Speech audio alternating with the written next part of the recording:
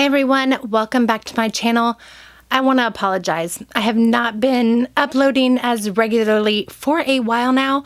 I really am hoping to get back to posting a video once a week. Right now, all of my kids are home all day. My youngest is of course on summer break from school. My oldest is home from college, and my bonus kid has also been staying with us.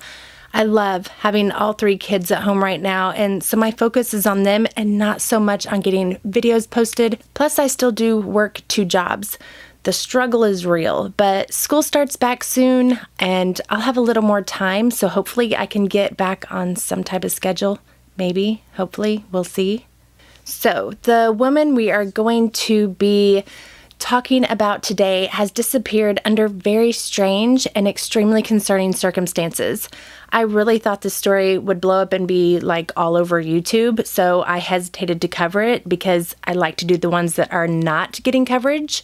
However, it has not gotten much attention and she really needs some exposure. On Thursday, July 14th of 2022, around 1:31 a.m., Alaska State Troopers got a report of an abandoned Ford Focus found stuck in the mud 6.8 miles up the very rural Stampede Road, just outside of Healy, Alaska. This is near the Denali National Park and Preserve. The vehicle was locked, and inside of it was a 2-year-old little boy all by himself. The little boy was removed from the vehicle, taken to the hospital to be evaluated, and seemed to be in good health, thank God. He was taken by Child Services and then reunited with his mommy. Evidence inside the Ford Focus told investigators that the car had been sitting there likely for 2 whole days with the baby inside it. So luckily the weather hadn't gotten too bad, no extreme heat or cold, because if it had, the outcome for the toddler would likely have been absolutely devastating. Poor little baby was probably scared, hungry, and dehydrated, but he is fine miraculously. 69-year-old Mary Dawn Wilson had been babysitting the little boy for a few days while his mom worked, and that Ford Focus he was found inside belongs to her. It's been reported that Mary was the child's grandmother, but she isn't. They are not biologically related. She is a very close family friend that the family possibly looked at as being a relative. Not all family is blood. So the little boy was supposed to be with Mary, but Mary wasn't with the vehicle when it was found, and she is currently missing. Mary Dawn was last seen on Tuesday morning, July the 12th, after staying overnight with some friends. I'm assuming the baby was with her at that time. Somehow, on Tuesday, Mary ended up on Stampede Road, and it appears that her Ford Focus became stuck. They have not elaborated, but police did say it appeared that she had attempted to get the vehicle unstuck, but couldn't, and they believe she took off walking in search of help. But if that is the case, then she walked in the opposite direction of the highway, which is the way she would have needed to go to get assistance or flag someone down for help.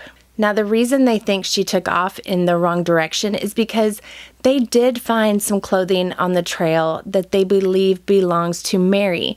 And these articles of clothing were found about a mile away from where the car was, but it was on the trail leading farther out into the wilderness, not towards civilization. Side note, and I will try not to talk about this for too long, but if Stampede Road or Stampede Trail sounds familiar to you, it is where wilderness traveler Christopher McCandless went hiking and ended up 28 miles down the Stampede Trail in 1992.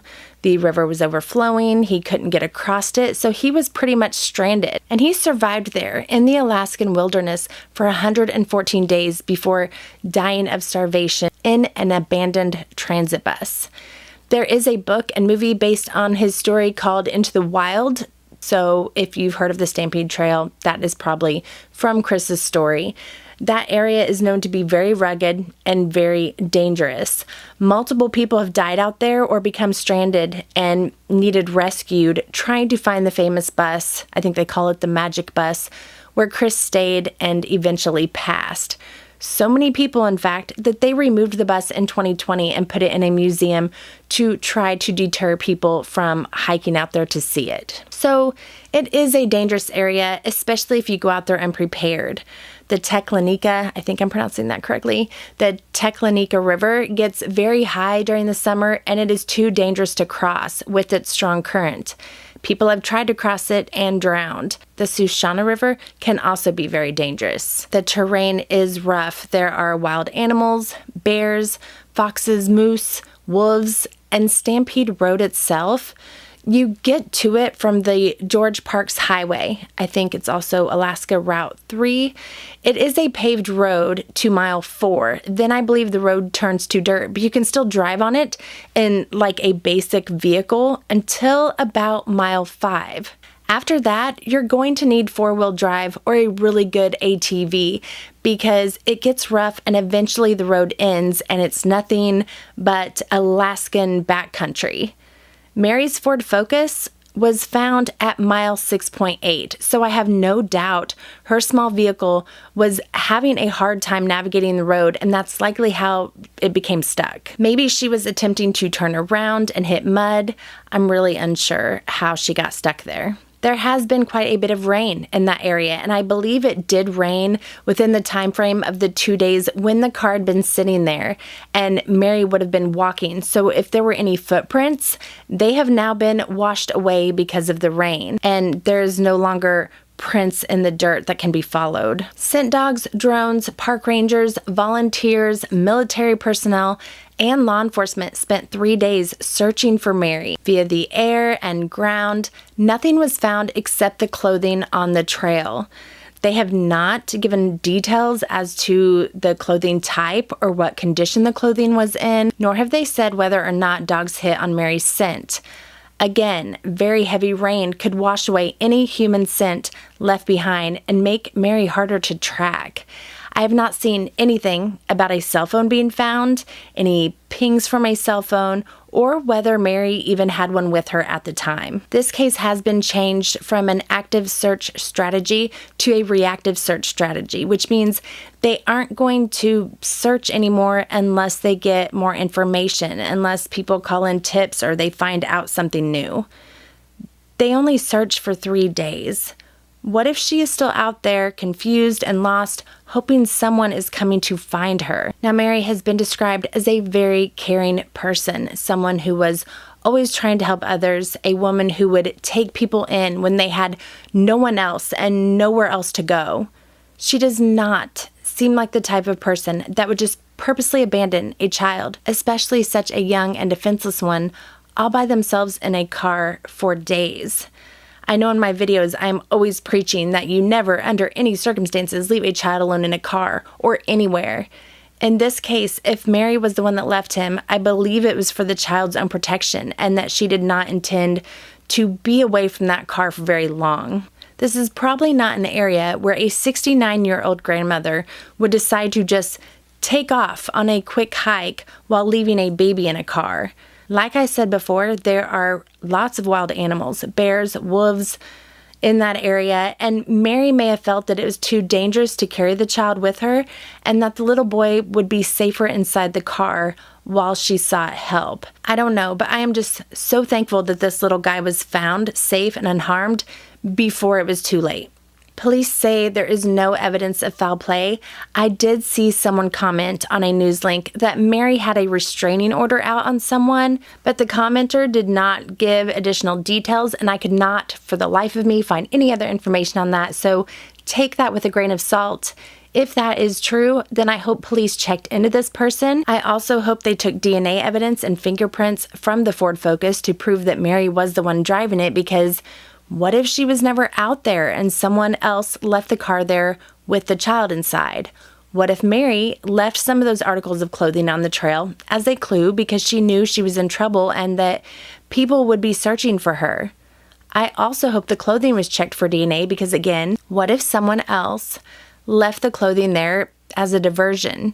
I am speculating, yes, I just hope police did everything they can and should do. I don't believe Mary willingly left a 2-year-old in her car with no plans of returning and just took off. Someone also commented on a post that Mary had dogs and that her dogs were always with her. Could she have stopped to let the dogs go to the bathroom and maybe they ran off and she set off to catch them if they were with her and something happened? I'm not sure that her dogs were with her. I just thought that it was a little tidbit of information I read that was worth mentioning. Why Mary would have been out there is also somewhat confusing to me. I did see it said that the friend she stayed with the night before possibly lived close to Stampede Road. I'm unsure if Mary knew the area and knew it was dangerous, that it was a dangerous road to be on if you continued down it that far. She may have gotten confused. I'm unsure of any health issues, so not sure if there was any signs of early dementia or anything like that in her medical history. So strange that she walked in the opposite direction of help. And I believe there are some houses somewhat nearby. Had she gone in the direction of the highway, why wouldn't she walk toward those where someone may have been able to help? I don't know. It just doesn't make sense. I find it very disheartening that they gave up on the search for her so quickly. 3 days seems like no time at all when searching such a vast area for a missing person. And I'm unsure if volunteers are still out there searching on their own. I also find it strange that no one reported Mary or the baby missing for the 2 days the car was abandoned. Obviously, no one had heard from them. Did no one find it odd? I do believe the baby's mom works out in an area where she could not call, so it possibly makes sense that she didn't or couldn't check in, but no one else found it odd that they hadn't heard from them. Maybe this was normal and Mary didn't keep in constant contact with anyone. If you have any information at all on Mary's disappearance, please call the Alaska State Troopers in Fairbanks at 907-451-5100, or you can submit a tip anonymously online at www.dps.alaska.gov/tips. I will have that linked below down in the description box. I'm praying for Mary, her family, and all those that love her. I'm also thanking God that that little boy was found and is okay and safely back with his mama. If you live close by and frequent the Healy area, or you regularly hike in the Stampede Trail area, please keep an eye out for Mary or anything suspicious. She's obviously in trouble and needs to be found. I did make a flyer for Mary since the only one I could find only had her name and picture on it, nothing else. There has been no description given of her, such as height, weight, etc., but please share the flyer out. It will be linked in the description box. Thank you all so much for watching. If you haven't already, please click that subscribe button and the notification bell so you don't miss when I upload a new case. I would also highly suggest heading over to my missing playlist and watching my other videos there. Each case I cover is super important, and most of the cases haven't gotten as much exposure as they really should. Stay safe, everybody, and I will see you in the next one.